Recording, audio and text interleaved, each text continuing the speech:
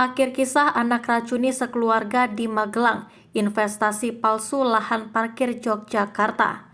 Kasus anak racuni orang tua dan kakak kandung di Magelang menemukan fakta baru setelah polisi melakukan penyidikan mendalam terhadap tersangka DDS alias Deo, tersangka utama pada kasus tersebut.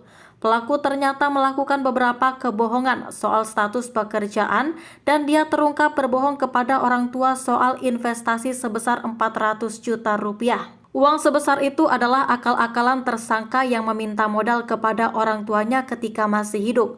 Berdasarkan hasil pendalaman penyelidikan, uang investasi ini diminta tersangka dengan alasan investasi perluasan lahan parkir bersama temannya di wilayah Yogyakarta.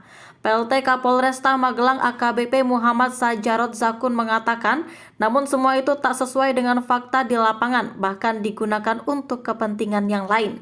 Parahnya, uang itu pula yang dipakai oleh tersangka untuk membeli zat kimia guna membunuh keluarganya. Selain itu, uang itu juga untuk membeli zat kimia yang digunakan oleh tersangka untuk melakukan pembunuhan terhadap keluarga terdekatnya, kedua orang tua dan kakak kandungnya.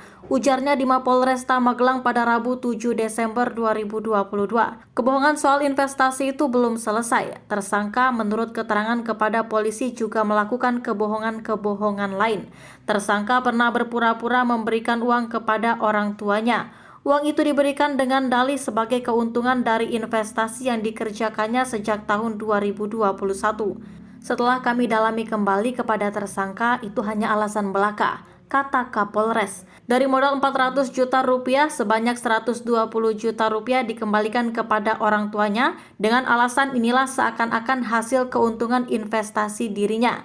Faktanya itu adalah uang modal yang diberikan orang tuanya kepada tersangka sebesar 400 juta rupiah tersebut. Uang yang disebutkan tersangka sebagai hasil keuntungan itu diberikan kepada orang tuanya secara bertahap. Uang tersebut mulai diberikan tersangka selama 3 bulan, yakni Januari, Februari, dan Maret 2022. Setiap bulannya tersangka ini memberikan kembali sejumlah 40 juta rupiah. Jadi selama 3 bulan, sejumlah 120 juta rupiah tersebut dikembalikan kepada orang tuanya, dan sisanya 280 juta digunakan tersangka untuk berfoya-foya. Lebih lanjut, karena sering ditanya, ditagih, dan sebagainya, tersangka tidak bisa memberikan alasan apapun.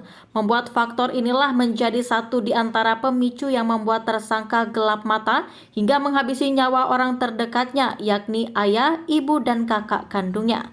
Apalagi mungkin karena juga tersangka yang biasanya mendapatkan uang jajan dari kedua orang tuanya karena orang tuanya juga baru selesai pensiun.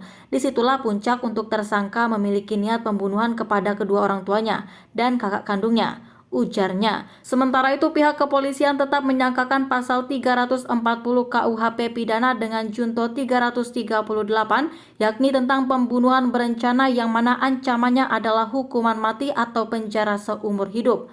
Adapun motifnya, apapun keterangan dari tersangka, yang jelas kami dari pihak kepolisian, terlebih dari penyidik, sudah mengumpulkan beberapa barang bukti yang akan dijadikan bukti, termasuk juga keterangan daripada para saksi dan keterangan daripada tersangka, sehingga menguatkan kami untuk dapat membuktikan kejadian tersebut, di mana proses penyidikan tetap berjalan sesuai dengan pasal yang kami sangkakan sebelumnya.